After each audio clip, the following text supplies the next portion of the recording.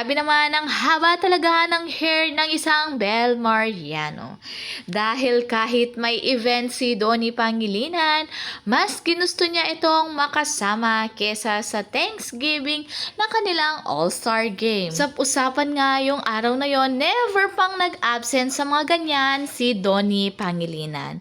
Ngunit sa araw na yon ay wala siya sa Thanksgiving at wala rin siyang paramdam sa social media. Bakit nga ba hindi ito pumunta? At usap-usapan naman ng mga netizen, mukhang kasama siya sa birthday celebration ng kapatid ni Bel. Dahil best friend niya ito, pag lagi nga siyang pumupunta kila Bel, ay lagi niya itong nakakalaro.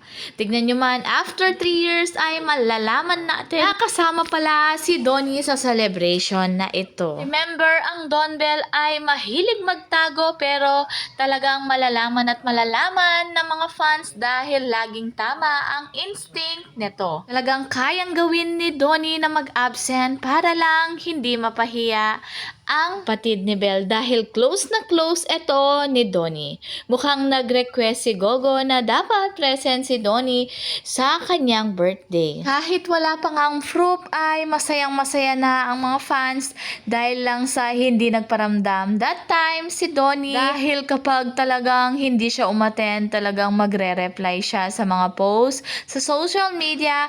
Bakit ito hindi nakarating pero wala itong paramdam?